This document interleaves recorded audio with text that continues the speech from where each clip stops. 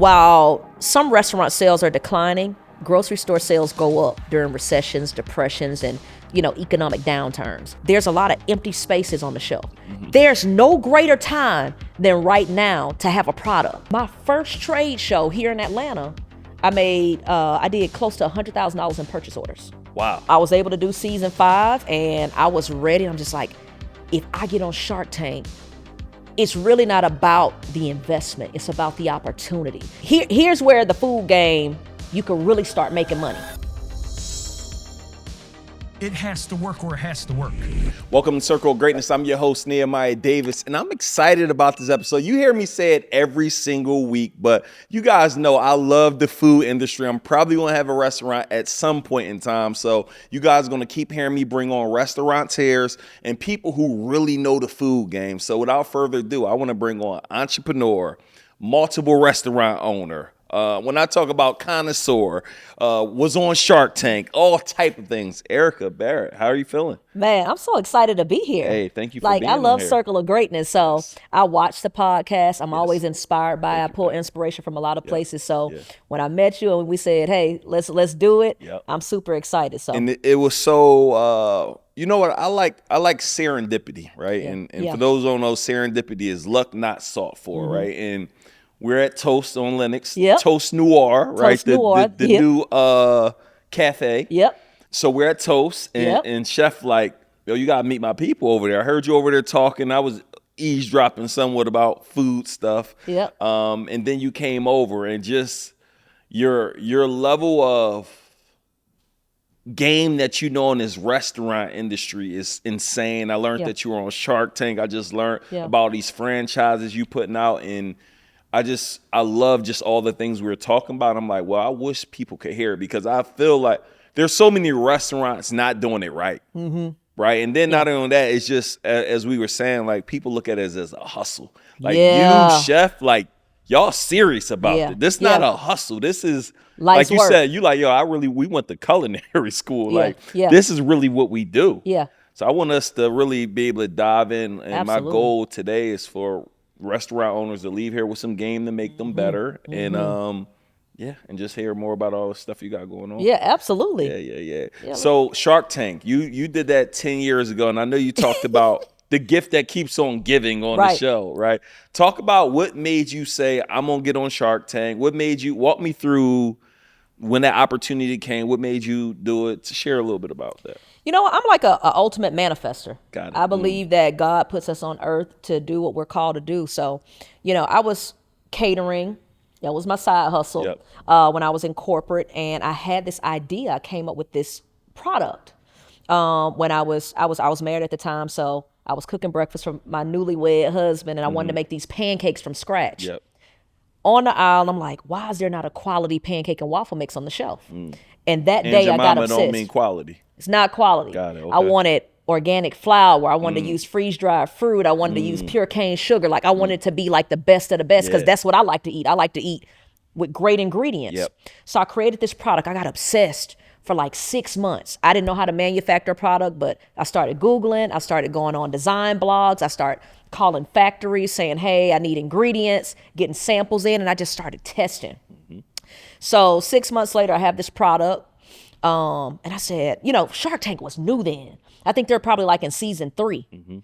Yeah, they were in season 3. And I said, one day I'm going to be on that show. Yep. You have to manifest things. You have to really believe it. Like, you got to be insane enough to believe that what you say is going to happen is really going to happen. Where you get that from now?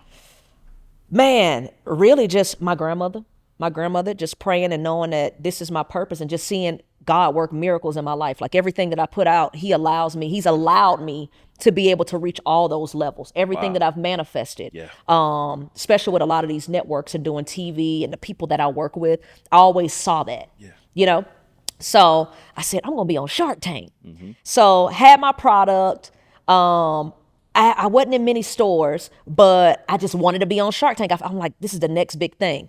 So I applied to Shark Tank. Producers called me back. I shot a video, and this was for season 4. love the product. They said, well, you only been in business 2 months. We need you to go out and get some sales and then call us back. So they rejected me the first time. Wow. Now I'm like, man, I got to get on that show. I need to go out and get sales. So I start going to trade shows, which a lot of people don't really do when they have food products. You know, that's the way you get into grocery stores and retailers. And I just started hitting the pavement hard. I took all my money and dumped it into going to trade shows. My first year, I went to 9 trade shows. Wow. So I went anywhere from Atlanta. I started in Atlanta, went to New York. I went to DC. I went to Dubai. Any I went notable to Paris. ones?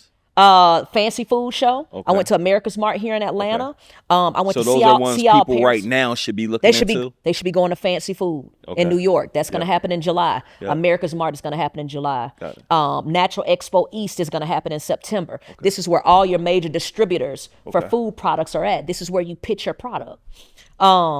Did that, and my first trade show here in Atlanta, I did close to $100,000 in purchase orders. Wow. I was instantly in stores like TJ Maxx, Marshalls, Von Maur, Nordstrom. All these stores are picking up my product. And I'm like, man, I got these sales. Went around the circuit for about 9 months. Season 5 came up. I literally called the same producer and said, hey, I got sales now. Will you put me on? Yeah. And she said, we'll consider it. You know, so I submitted my application again. They contacted me. We worked with the producers for like 6 months for me to do my pitch. So you practice a lot before you go on Shark Tank. A lot of people don't know that. But you practice that perfect pitch. That 1 minute pitch we did for 6 months. Wow. Crazy. Wow. And then it was time to go out to California and tape it. And it's like an hour, but it ends up being like 10 minutes. And you got all these cameras, lights come on, and it's time to pitch. Start sweating. Yeah. So I was able to do season 5, and I was ready. I'm just like, if I get on Shark Tank, it's really not about the investment. It's about the opportunity. And everything you do in life, it's about what you're going to do with the opportunity. A lot of people get caught up on, did I win? Am I going to get an investment? I'm going to get that. It's not about that, because sometimes you're going to win. Sometimes you may lose. Sometimes you might be runner up. But it's what are you going to do when that advertising and marketing, when that show air? Yeah. When that show aired, 2 million people watched that show. Wow. You know what I'm saying? Wow. The money that I made in like 2 weeks, I hadn't made the prior year. Wow. And instantly, that's when I started to hit the stores more. Hey, I was on Shark Tank. Hey, I was on Shark Tank. Hey, I was on Shark Tank. You know, pitching the Oprah's team and all those things started to follow. All right, well, you can be on Good Morning America now. You could be on, QVC. I did QVC. Been in Oprah's magazine several times. So I started to do a lot more shows because of the opportunity. I understood the importance of blowing up that opportunity. And that's what I try to do when I do television. They still air, season 5? I don't even remember the episode now, but it's somewhere on YouTube and they still play it. But every time it plays, they hit that website. Wow. They hit Amazon, they hit the website, and then that money, all you hear is my Shopify. Ding, ding, ding, ding, ding. Oh, who love the sound of Shopify? Me? Ooh. Yeah. Hit your account the next day. Yeah. So let me ask you this, because I don't want this to go over anybody's head. You're a master manifester, but the thing that I took away from all of that, which manifesting is super important, but when they told you no, you went to work. Mm-hmm. Most people tell you no, and you like, well, that's it. Mm-hmm. Like you told me you went to 9 shows, Dubai, New York, like you got active. Mm-hmm. So I want you to talk about getting active. Absolutely. I feel like it's all part of the plan. Like when I talk about manifesting, like I have notebooks, like I collect books, like I have to write. I need to see it. It's down on paper. Habakkuk 2:2. Write it down, make it plain. Right. Yeah. That's it. Yeah. Once I write it down, I can literally go back through my notebook and it's all happening. It's all taking place. You know, I'll put on my in my notebook, I want to be the biggest restaurant group in the world. Wow. Because I know God will grant me that. And I really believe that because that's my purpose. I want to have the most amount of products. You know what I'm saying? More than Procter & Gamble. Like I write these types of things down and then I don't put a time limit on it because this is a journey. You know, we so busy trying to rush and keep up with people. We start thinking, well, I ain't did it in 6 months. I ain't did it in a year. I've been doing this 14 years. Yeah. I've been doing this 14 years and I still have so much to learn. I still have so much to soak up and absorb. So I write those things down and then I get to work. I literally work my plan every day. Wow. You know what I'm saying? So if I write down a list of 10 things, you know, my goal is to get to at least like 3 or 4 things. Yeah. You know, if I get all of it done, then I'm feeling really great. But of course we have phone calls and distractions and things that we have to fix. You know what I mean? Write your So plan the night before or the day of. I write it at 4:30 in the morning. Okay, every day. Yeah, I get up at 4:30 in the morning, and then I write. That's my time with God. Yeah, You know, good. that's my creative time. Yeah. How And long that's is that time? probably about an hour. Nice. About an hour. Then No I go take a phone, no shower. none of that. No phone, no none of that. Praise and worship. Yeah. You know, my sacred place is the shower. Yeah. I'll go do my praise and worship, and I literally Who you say, worship until? Like, what song will you be? Any particular artist you like? "Oh man, I'm an old school gospel person." But it ain't like Shirley it's not the Caesar. same thing I gotta listen to every day. No. Okay, got it. Okay. Yeah, my grandmother's I'm favorite. trying to understand the success formula. Yeah. You know what I'm saying? So yeah, it's different. So, you know, and then I have friends, my friends that know me, they'll send me a song. Yeah. You know, when I'm out shooting and taping and I'm alone and I spend time, they're just like, hey, I think this is a good song for you. Here goes CC Winans, listen to this. But my favorite song is I'll Just Say Yes. You know, and my grandmother really loved that song. She just passed away in December. Sorry. But I'll just say yes if you pave the way, you know? And that's me saying, God, I surrender to you, whatever it is you want me to do. So when I talk to people, you know, I had one young lady come to me and say, hey, Chef, I want you to mentor me. I want to know your success, you know, your formula.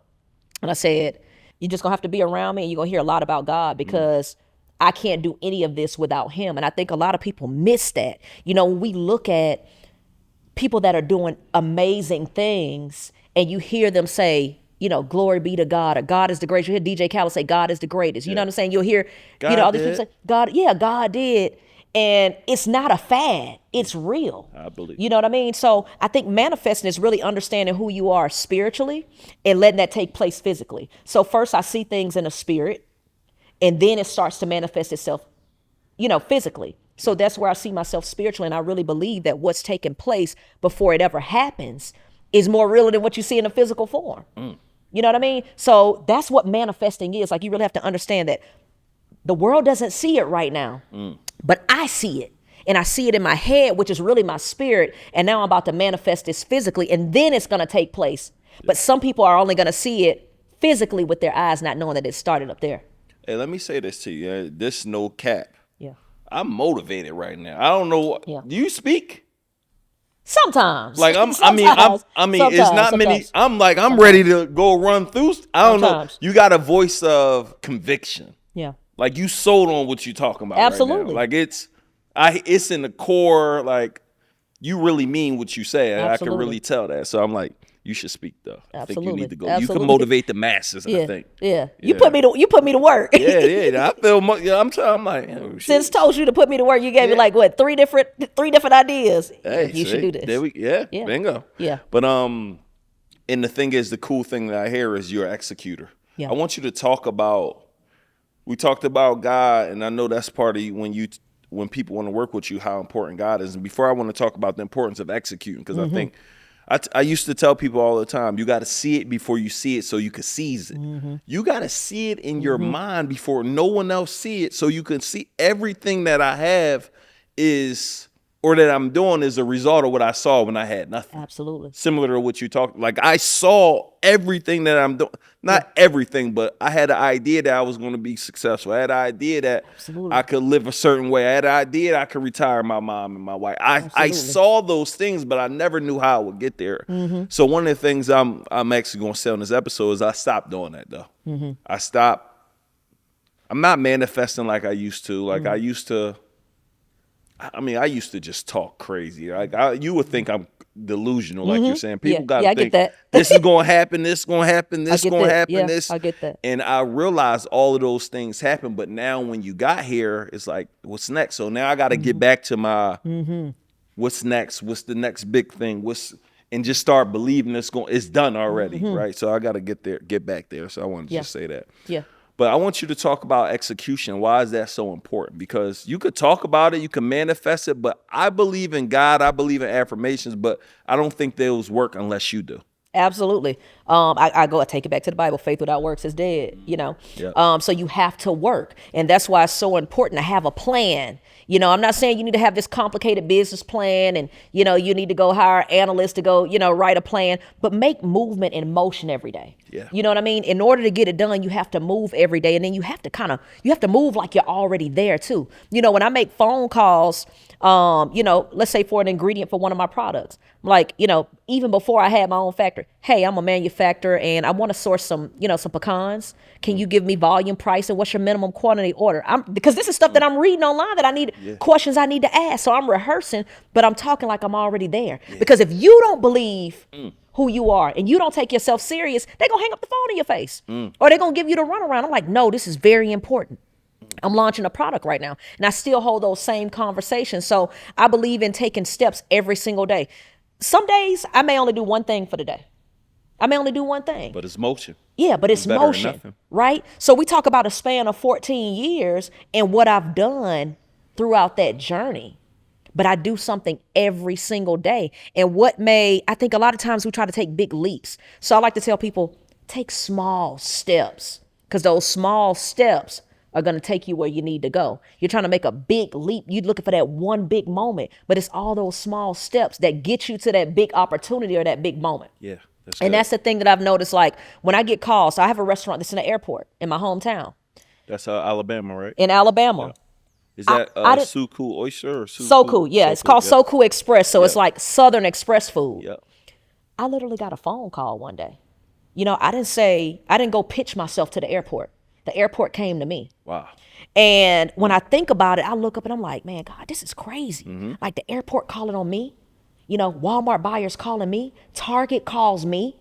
And the reason why it's those baby steps that's taking place over all these years, right? And they're watching my journey. You never know who's watching your journey. And then they call you. So even when somebody asks me, hey, how do I get in the airport like you? I'm like, God did this. Somebody call my phone. Like, you know what I'm saying? All I'm doing is being obedient and taking these baby steps every single day. Even if it's today, I'm going to write in my journal and I'm going to do research and development. I might go sit in a restaurant and it look like I'm just there eating, but I'm picking up the forks to see how heavy they are. I'm looking at the workers to see how many cooks are in the kitchen. I'm looking to see what new equipment that they have. Yeah. I did something today. Research and development. And we don't talk about that enough. Yeah. How long do you have to do research and development to figure out what you're doing? Like before they found a cure, a medicine for cancer. How much money is spent every year on cancer research? A lot. Wait, they found a cure for it or are they still working? I mean, well, just medicine. Whatever it is, medicine for cancer. I don't know if they're trying to find that cure. I don't know, but I hope they do though. Here's the thing, medicine. But how much money is spent every year on cancer research? Hundreds of millions. It may be billions. We don't know. Facts. But it's the research. How important is research and development that somebody would dedicate their career to trying to figure out, how we can find solutions for cancer?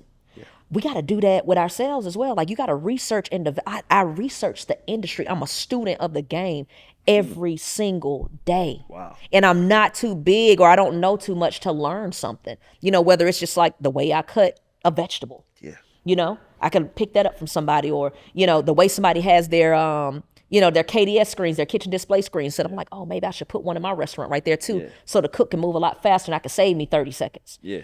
30 seconds matter. Yeah, I was talking to a chef the other day, like, it's two more things we need. For example, they opened up toast, didn't let nobody know they opened it. Going to be open for a week or two just to do research, get the kinks out. While I'm in there, he said, there's something else I'm missing.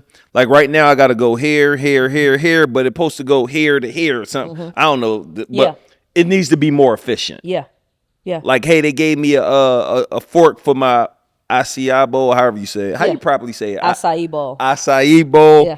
Let me go get you a spoon. Like all of those things matter. The details matter. All of it matters. Yeah. And that's why Toast is so successful. You know, when you look at Chef and you look at Tamara, one, they have a great partnership. Yeah, nobody's stepping on each other's toes. Yes. But the other thing is ticket times. You don't wait a long time for food. I've never been in Toast and I had to wait longer than 15, 20 minutes for my food. What's the going ticket time? Like what should you be keeping your ticket time under? So an appetizer, you want between like 5 and 7 minutes. Yeah. So the moment I sit down on order, because right now, if you're a restaurant, we giving you the blueprint. 5 to 7 minutes from the time I order, I should have an appetizer in front of me. Absolutely. What about a drink? From the time I sit down, and I know we jumping ahead, but it is what it. So by the time I sit down, how quick should a waitress or waiter be coming up to me to at least start the process? Within the first minute. I for 60 agree. seconds. I'd be wondering when Yeah. I'd be waiting 2, A 3 server minutes. shouldn't have more than 2 to 3 tables. Yeah. You know, a lot of times when you see a server that's taking a long time, they got 6 or 7 tables. That's too much. Yeah. You can't focus on the customer. You know, I come from a fine dining background, so we don't give our servers more than 3 tables because we find out they got 5 tables. Then you're not going to have a good experience. You can't wait And on then your you're not customer. gonna come back. Yeah, you're not going to come back. So you know, if you're waiting on food, it shouldn't be longer than 23 minutes for your meal. Wow. You know, dessert should follow up after another 10 minutes. Yeah. So when I'm ordering though, I'm ordering. Sometimes you order appetizers, put that in, then they never come back to. I'm like, yo, I'm ready to order my main. So when Absolutely. I got a formula. When I sit down, Yeah. I'm ordering everything. Yeah. Like no drink. Absolutely. From the beginning. Let Yeah. me get my drink, the appetizer, and Yeah. the main meal. Yeah. And then when they bring it out, I'm asking for the check, so I don't gotta wait. Yeah. I cut down my time of sitting in a restaurant. Absolutely. Yeah. But let me ask you this question. Yeah. Do you have that experience at all restaurants or some restaurants? So many restaurants have messed up that I just, for the most part, make that up. I Yeah. don't do that at Toast. Yeah. But most restaurants, I just make that my regimen. So, because I don't want to wait. When I'm ready to get up and leave, I'm out. You got to be looking because right now they are in my mind. I'm assuming the waiter or waitress like I already did my job. They cool. They ain't coming to check back, so That's it's like deep. they ain't hovering to bring me the darn bill because maybe they got 4 or 5 got tables. Yeah, but not only that, a lot of restaurants, what I've noticed here in Atlanta as well, they got that automatic gratuity, so they don't care. They're not working for the money; they're automatically charging us really the like money. that automatic I don't do gratuity. it. Yeah. I don't do it because I feel like you're not going to work for your money. It's a fact. You know, They and they don't treat think- they treat you like I already got the money anyway. So especially if you it's know? a party over 4 or 5, they Absolutely. like got them. Absolutely. Well, they're doing it now with like 1 or 2. 18% already tacked onto it. Yeah, Which is crazy. Yeah, that is. Yeah. And then there's almost nothing you could do about it, right? Not if you want to eat there.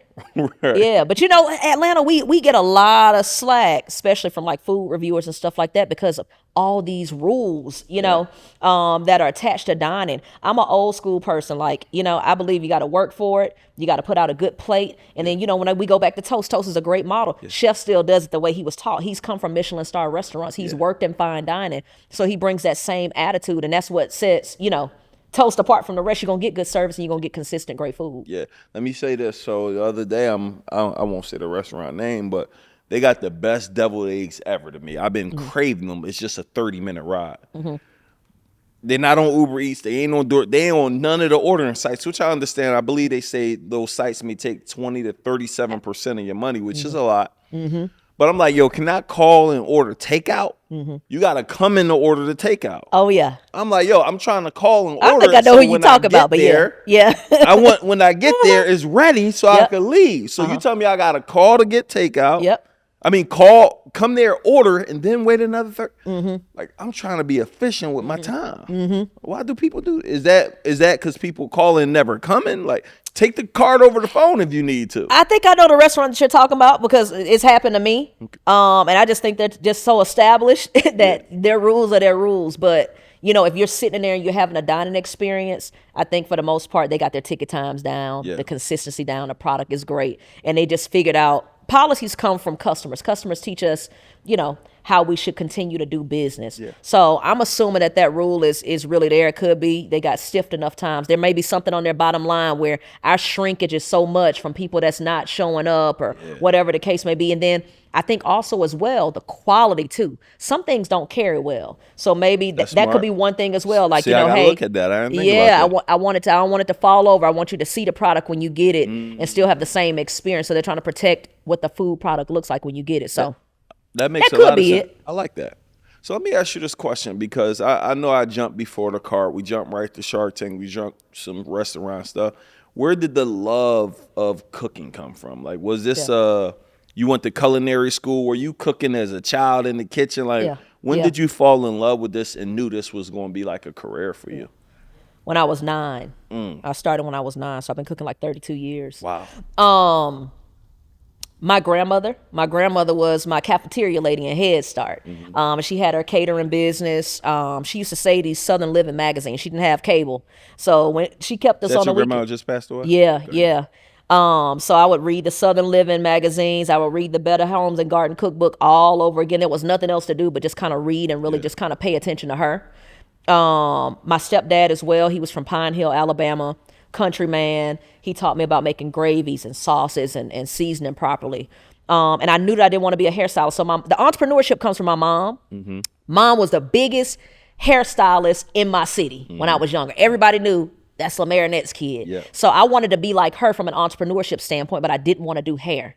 So I would tell my mom, I don't want to go and sweep hair this weekend. By the time I was like, 10, I'm like, if you get the groceries, I'll figure out how to cook. So I would start off making breakfast and sandwiches. And by the time I was 12, I was making full meals for the whole family. I'm frying pork chops and collard greens. I'm doing green beans. I'm shucking corn. But I didn't think that I could make a professional career out of food, because I was always told that chefs, make $26,000 a year. That ain't no money. So I went to Clark Atlanta. So I said, I'm gonna get a business degree. I know I want to do business and I want to be a businesswoman, right? So I went and got a business finance degree. Worked in corporate America for 8 years. I worked for Target Corporation, went to ADP, worked for Paychex, payroll company. And I just was not happy. Like, I just kind of had like this moment.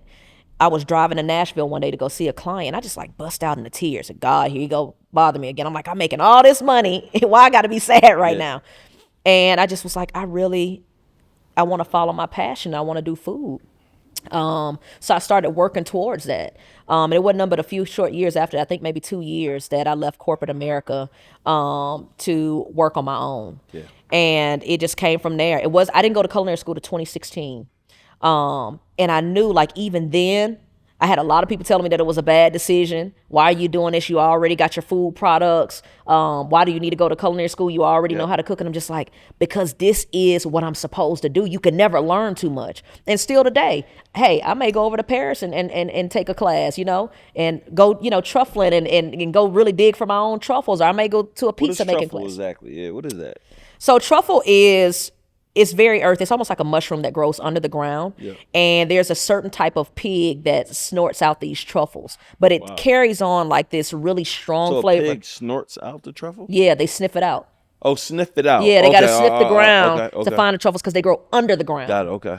But it has a delicacy of like a mushroom, but it's very, very strong, and they're very rare, and it takes a lot to find them, which is why they're so expensive. Yeah. But it's gotten really, really popular. I think probably like maybe over like the past 5-6 years. Truffle mac and they're putting cheese, truffle in truffle everything. Fries. Yeah, I think sometimes we overdo it, right? Yeah. But I like fresh truffle, shaved over grits and other things like that. But what was I saying? You was just talking about how you should never stop learning. You should never. Yeah, so you should never stop learning. So I still sign up for like cooking. Craft better. Yeah, so I want to go to a pizza making class before the year's out in Italy, because I own a pizza shop. I was about to say, how ironic, Doughboy pizza. Yep. Yeah, you now got about 20 different locations. Right? 20 deals done. I should be done with another deal this week. Good. Yeah. So what cities y'all launching there? So we have one here in Atlanta. Yeah. Ryan Cameron owns that one, radio host out in South DeKalb Mall. Yeah. Have another one opening up in June in the Lee White Food Hall. Nice. One in my hometown in Mobile. There's about 5 opening up there. Are y'all all doing down south? No. So signed a deal for LA. Nice. I signed a deal for Phoenix, Memphis. They're all over. Mm-hmm. All the deals. One in the airport, International Concourse. That'll take place sometime soon. Yeah. Same airport partner that I'm using, for my my Southern Concept in Mobile. Yeah. So that was a business that I kind of fell upon by mistake. I was never looking at going into the pizza game. Right? How do you fall upon it? So I was asked by some developers to create a pizza concept. They're like, Erica, we haven't been able to get pizza in our food hall in 5 years. Can you help us? Can you do it? And I'm like, I'll take on a challenge. And I'm like, I don't know the first thing about pizza. I said, I love pizza, but I'm a chef. I can figure it out. Yeah. So they gave me this 150 square foot stall in Birmingham, Alabama. And I said, man, if I could figure out how to put pizza in a 150 square foot space and run a full pizza shop, I'm going to be on to something. It took me 60 days. Wow. 60 days to do it, to source the ovens, which are ventless. So I call my pizza shop a smart pizza shop concept. And I came up with that because when I started this, I was so tired from doing fine dining. Mm-hmm. I said, if I do fast casual, it has to be something that I've cracked the code on where it's very easy to run. So I took everything that I didn't like about running full service restaurants, and I put that into Doughboy. So there's no cashiers. Everything is self-ordering kiosk. All of our screens are digital. All of our menus are digital. Our full pizza shop concept You is say there's no kiosk, or you saying there's it no is kiosk? cashier. No No cashier. cashier. Wow. Just a self-ordering kiosk. Wow. Our ovens are ventless. That's huge in restaurants. Anybody knows when you open a restaurant, you're looking for a vent hood and a grease trap. I bypassed all of that. So we have a ventless restaurant concept, which means that you don't have to have a vent hood or a grease trap. You can literally put a pizza shop anywhere. Wow. Anywhere, because you don't need a vent hood. We have these little tabletop ovens that are imported from Italy. Yeah. They go up to 650 degrees. How many pizzas can you cook in an hour though? Is that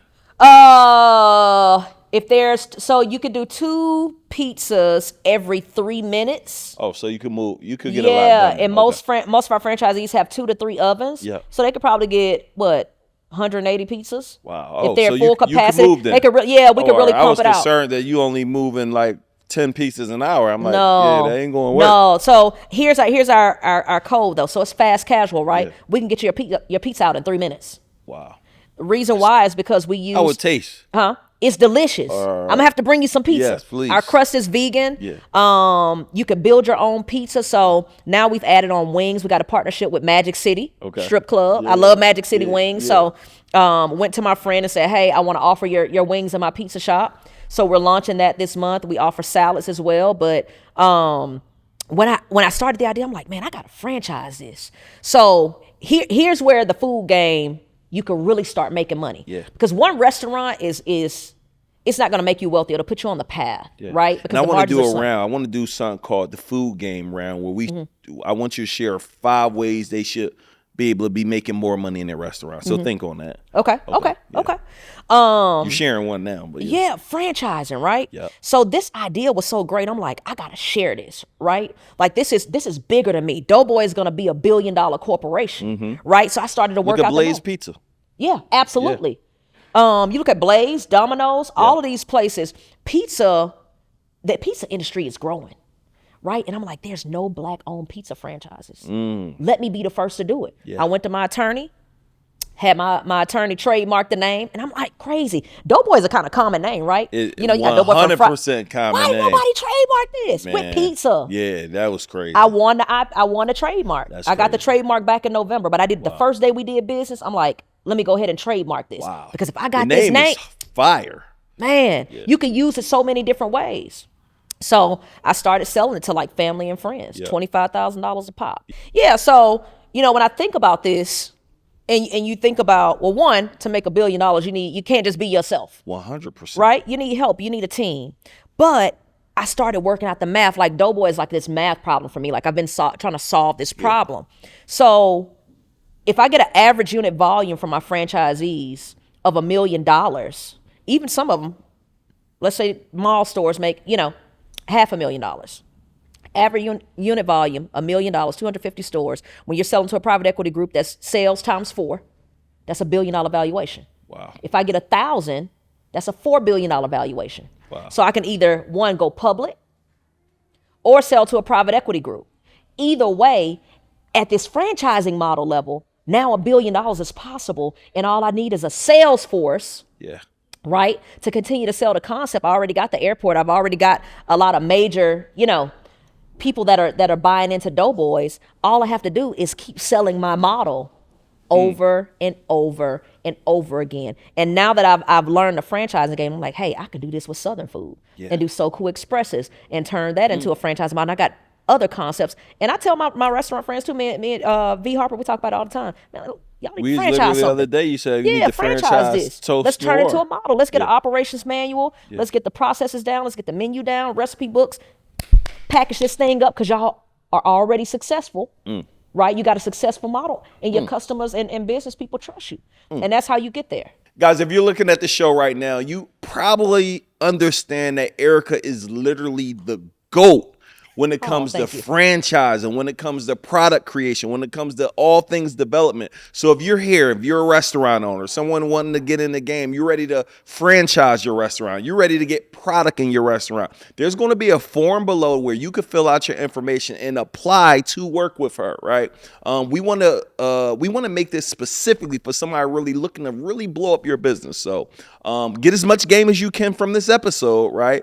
But if you're serious, make sure you guys go ahead and apply and see how we can help you grow.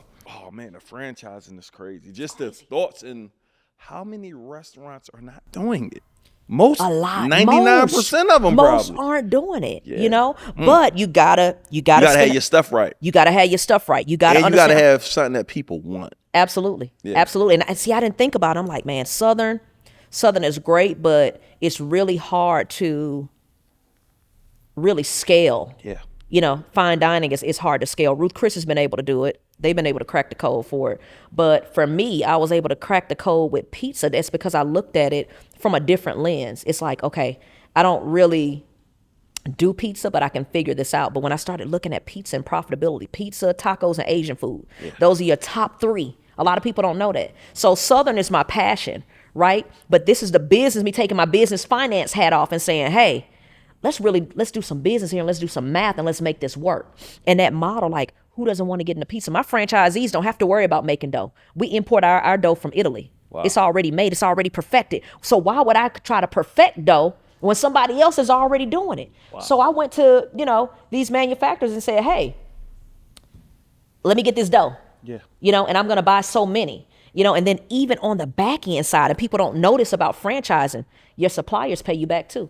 So my suppliers that I part with, that I work with, US Foods, my dough supplier, all of them, they give me back, they give me rebates back for all of the purchase volume that we have. And that's where you start making that money that's in your sleep money. Yeah. You don't have to work for it because it starts to work for itself. I had to figure out, I'm only one chef and I know that I can cook. I had to get past the point of, Erica, what are you proving?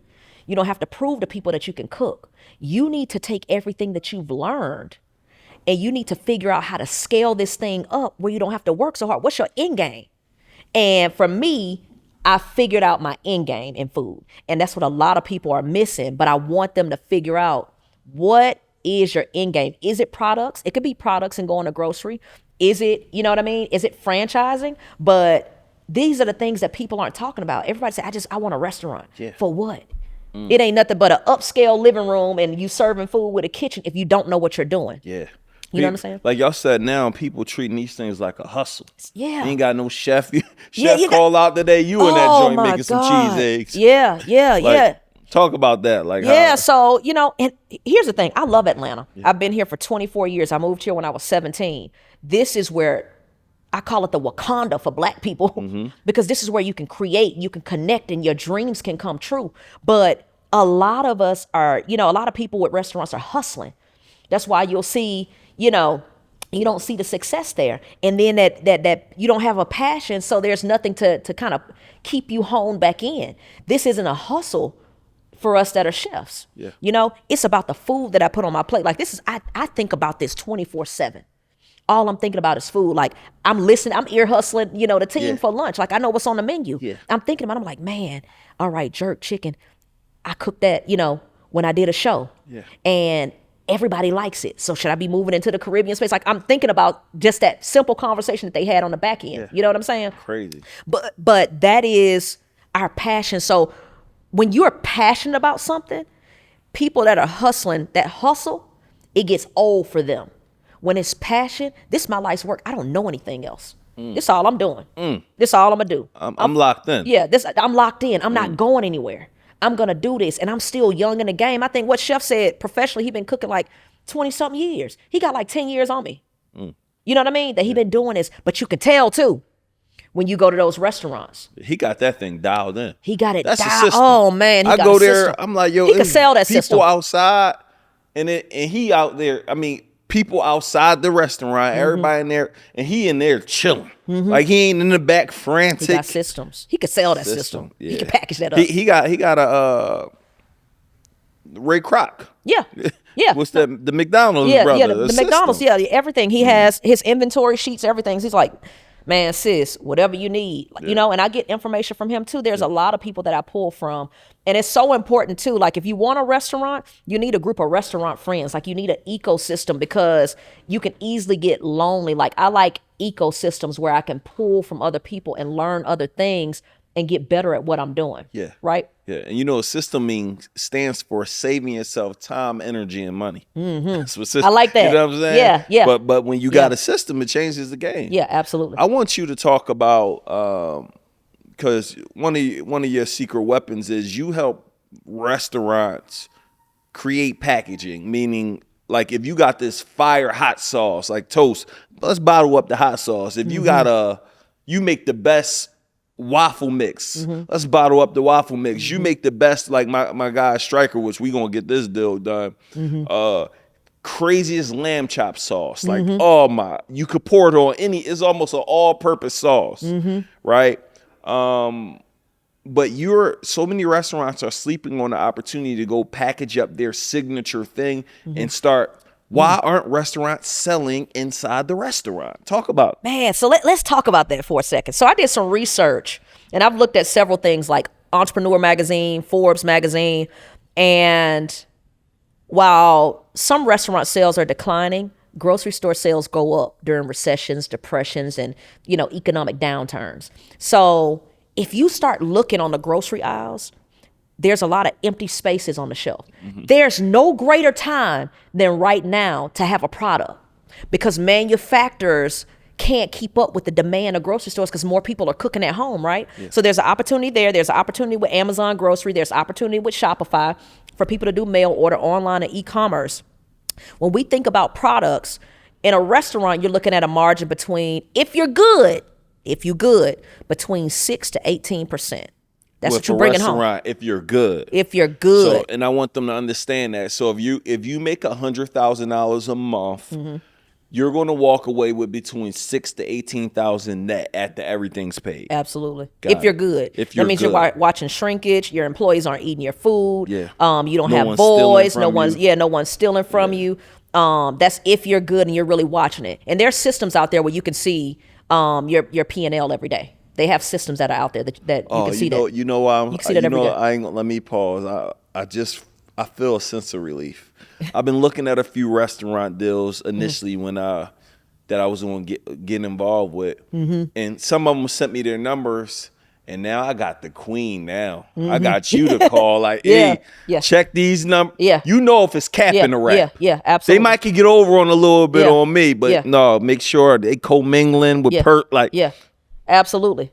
Yeah, we looking at these numbers. They want 20%. Let's see what we can do here. Yeah, so free game. Look, yeah. So you don't know. You can see it every day. I've been looking at some deals. Yeah, you can reconcile receipts every day. And I'm like, I don't know. Yeah. A lot of restaurants, especially when they're trying to sell, I don't buy restaurants from people because most people don't want to disclose their numbers. So like if you go like on websites and you want to buy a restaurant, they say, hey, you give me $200,000, I'll sell you the business. What are you selling me? Your customer base? Like, do you have customers in here? Yeah. I could just wait till you go out of business and sign a lease. Yeah. You know what I mean?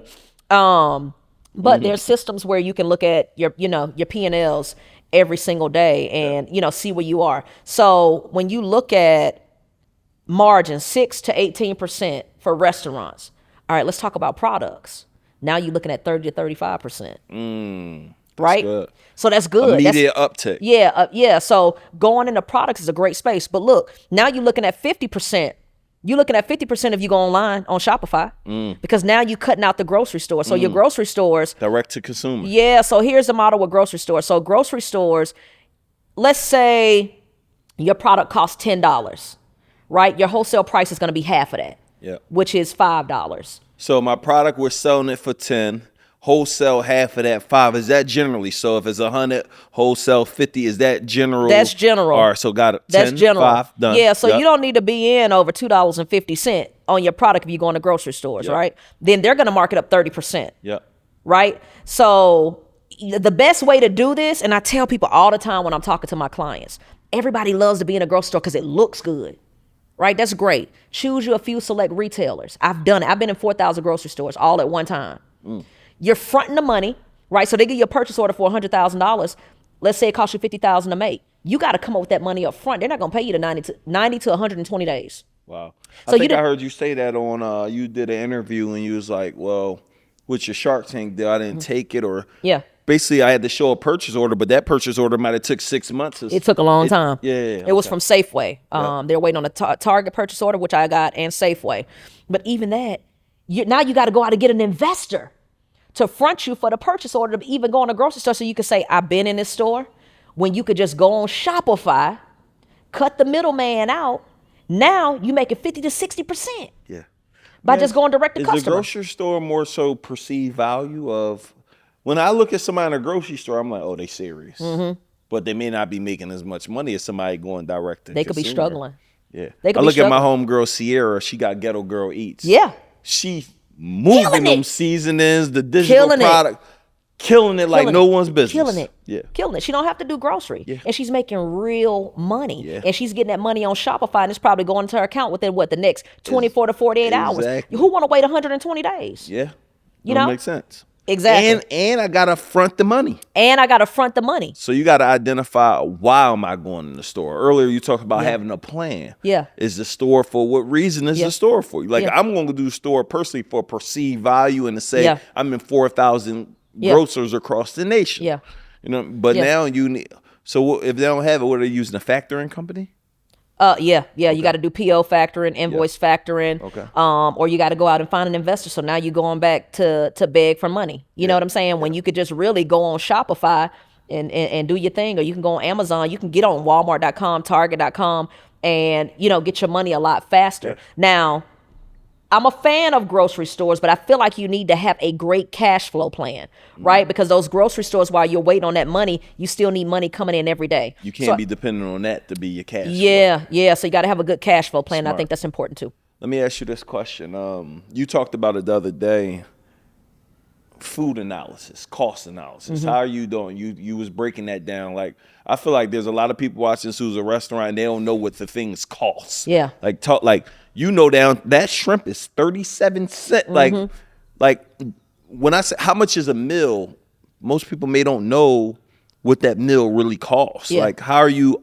What's the formula for that, or understanding that? Yeah, so I had a consultant that really helped me come up with a great performer and spreadsheet where I can build in costs, because whenever you're building in plate costs, you're putting in your food ingredients, but you also got to take like a small percentage of rent, overhead, and all of that stuff to make sure that you're pricing right. I think a lot of people will say, you know what, I think this dish worth $30. Where'd you get that from? Right? Because you don't want to outprice yourself as well. Like, if your competitor's doing shrimp and grits at $24 and yours is $30 and they taste about the same, they might go to the place where it costs $24. So you want to make sure that when you're costing your product, that you're running the correct numbers, that you actually price out the ingredients. I think what Gordon Ramsay has, I don't know if he still has the show, but the first thing that he would do is go into failing restaurants and he would say, do you know how much it costs to make this plate? How much does this plate of shrimp and grits cost? And they would say, I don't know. He said, well, that's your first answer. Yep. You don't know how much your food costs. You have to know how much it costs. Then when we look at these distributors, they're going to change your invoice every time. When you go into like a Cisco or US Foods, they're going to change your invoice. And you don't know if shrimp went up 2 cents. You don't know if it went up 50 cents. I would look at my oxtails. One day it's my rep will tell me, all right, your oxtails is $5.69 a pound. I'll go look a month later, it's $7.50. Oh, the price went up. So you have to ask your distributor, say, you gonna lock in my price? How long you gonna lock it in for? Yeah. That way I know that I don't have to keep watching this invoice, because And I don't got to change my prices. yeah, now I got to change my prices. But if your employee is just signing an invoice and you're going through the motions every single day, you're not even knowing that your food costs are going up on you. You're keeping the same price, right? You're thinking everything all good. And what's going to kill you every single time in food is your food costs and your labor costs. Those two right there, that's 65%. Wow. That's 65% of your costs. And you only doing 6 to 18% if you're great. Yeah, absolutely. Wow. So you really have to watch liquor? those food How costs. important liquor is with? Liquor is that money you don't have to work for. Liquor is very important. Yeah. Liquor, you can make up to 60% margin on liquor. Yeah. So you think about, you go get the shot, like my shot is Casamigos, right? Yeah. A bottle of Casamigos, when you're buying it wholesale, is less than $40. Yeah. People charge $25 a shot here in Atlanta. Hey, listen to me. Right? The other day, so 2 drinks, you'd have paid for the bottle. Listen, the other day we go out. I told you the restaurant the other day, but we went out and they was like, asked my friend, what you want to drink? They said, like, surprising me. Like, tell me, they bought the drink. We got that bill was $600. That's crazy.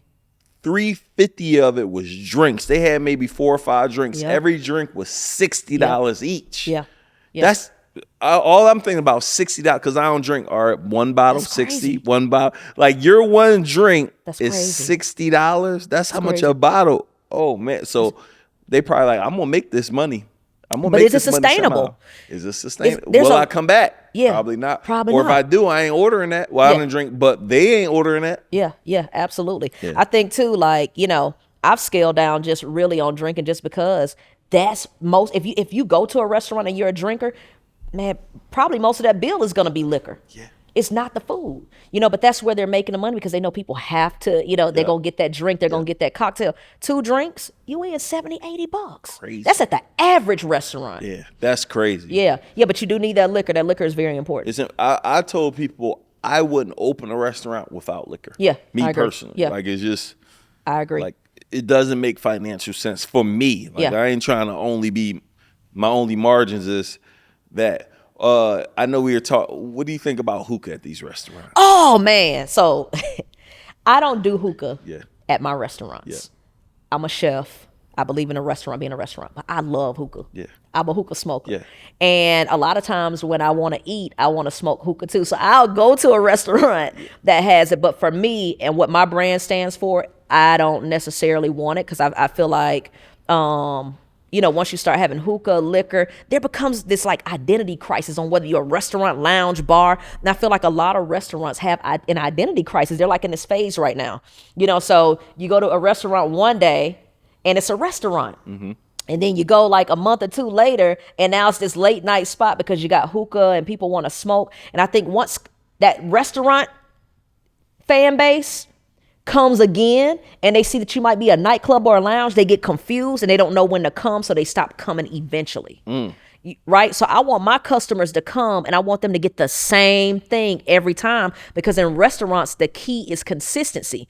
So what I got the first time and the experience I had the first time is the reason why I'm coming back the second time and the third time. The moment that I come back and that experience changes, I'm now confused and I don't know whether to come back. That's where I think you get lost. Listen to this. It's so crazy you say it. So the other day, I go to this vegan spot. Mm-hmm. My wife took me. We go hack for people. Like, if you're not using food influencers, I feel like, especially if you're not popping, if you're not hiring these people, like, just shout out Hungry Homegirl. Mm-hmm.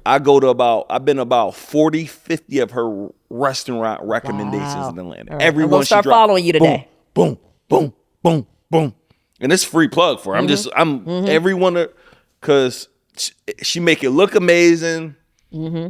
She don't miss with how at least the review look. When I go, it's like and again, it's up to the restaurant to live up to how she make that review look. But I go to all of them, so I think it's a huge opportunity for restaurants to start.